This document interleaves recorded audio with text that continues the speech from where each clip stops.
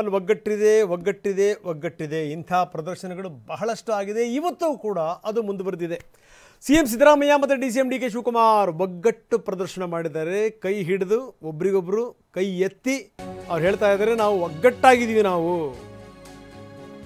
ಕೈ ಹಿಡ್ಕೊಂಡು ಒಗ್ಗಟ್ಟಿನ ಸಂದೇಶವನ್ನು ಸಾರಿದ್ದಾರೆ. ಜೋಡೆತ್ತುಗಳು ಒಗ್ಗಟ್ಟನ್ನು ಪ್ರದರ್ಶಿಸಿವೆ. ಈ ಸರ್ಕಾರ 5 ವರ್ಷ ಬಂಡೆ ರೀತಿ ಸುಭದ್ರ ಅಂತ ಮುಖ್ಯಮಂತ್ರಿ ಸಿದ್ದರಾಮಯ್ಯ ಹೇಳಿಕೆ ಕೊಟ್ಟಿದ್ದಾರೆ. ಸಿಎಂ ಹಿಂಗೆ ಹೇಳ್ತಿದ್ದಂಗೆನೇ ಡಿ.ಕೆ ಶಿವಕುಮಾರ್ ನಗುತ್ತಾ ನಿಂತರು. ನಾವಿಬ್ರು ಚೆನ್ನಾಗೇ ಇದೀವಲ್ವಾ ಅಂತ ಸಿಎಂ ಬೇರೆ ಕೇಳಿದ್ರು. ಇದೇ ವೇಳೆ ಡಿ.ಕೆ ಕೈ ಹಿಡಿದು ಸಿಎಂ ಮೇಲಕ್ಕೆತ್ತಿದರು. ನೋಡಿ, ನಾವು ಯಾರು ಹೇಳಿದ್ರು ಕೇಳಲ್ಲ ಅನ್ನುವಂಥ ಮಾತನ್ನು ಕೂಡ ಹೇಳಿದ್ರು. ಇದು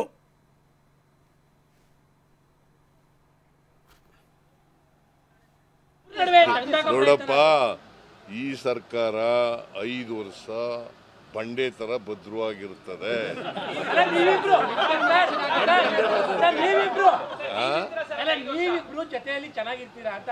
ನಾವಿಬ್ರು ಚೆನ್ನಾಗಿದ್ದೀವಲ್ವಾ?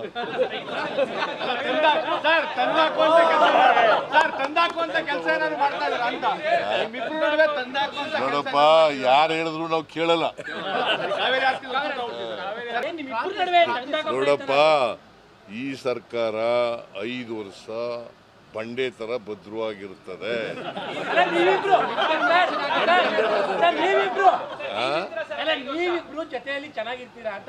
ನಾವಿಬ್ರು ಚೆನ್ನಾಗಿದ್ದೀವಲ್ವಾ?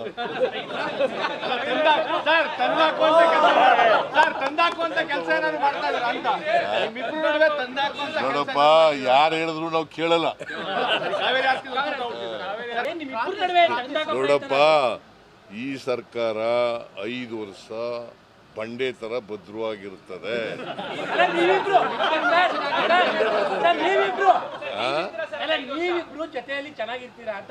ನಾವಿಬ್ರು ಚೆನ್ನಾಗಿದ್ದೀವಲ್ವಾ?